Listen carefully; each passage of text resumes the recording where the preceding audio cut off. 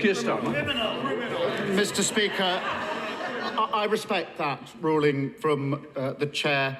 The Prime Minister knows what he is. And so he drags everyone else down with him. The more people debase themselves parroting his absurd defences, the more the public will believe all politicians are the same, all as bad as each other, and that suits this Prime Minister just fine.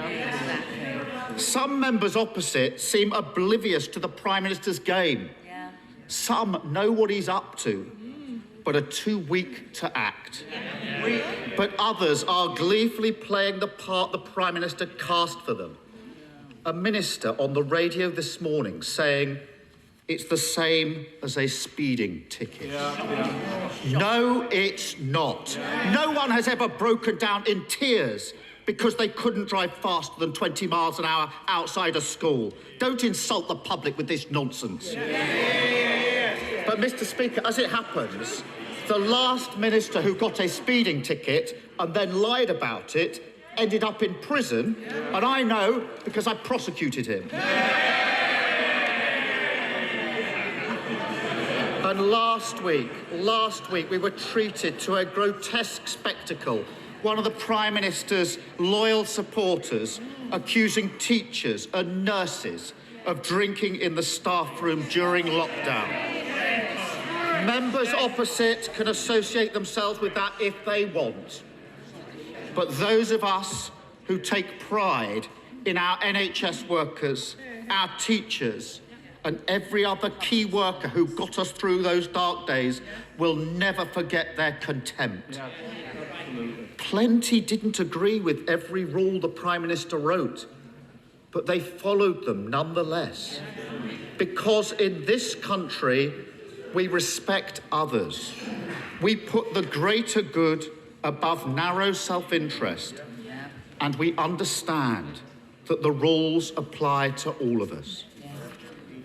This morning, I spoke to John Robinson, a constituent of the member for Lichfield. I want to tell you his story. When his wife died of COVID, John and his family obeyed the Prime Minister's rules. He didn't see her in hospital. He didn't hold her hand as she died.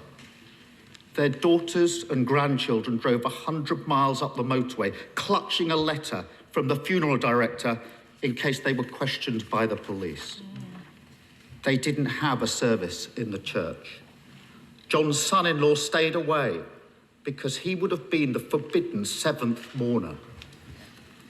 Doesn't the Prime Minister realise that John would have given the world to hold his dying wife's hand, even if it was just for 9 minutes?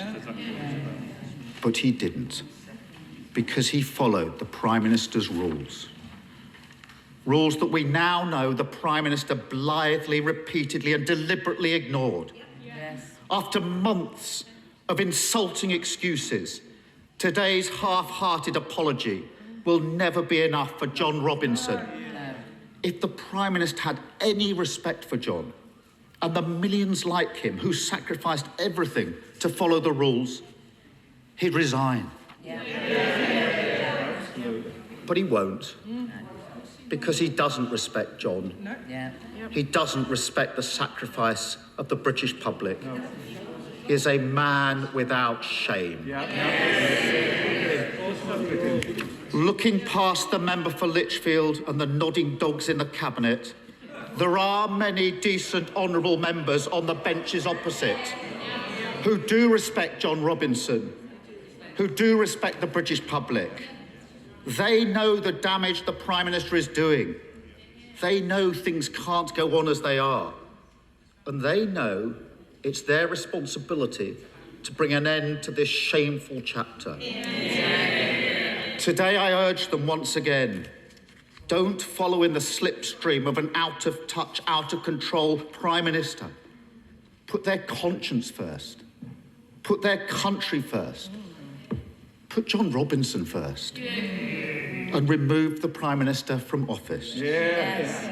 Bring decency, honesty and integrity back into our politics and stop the denigration of everything that this country stands for.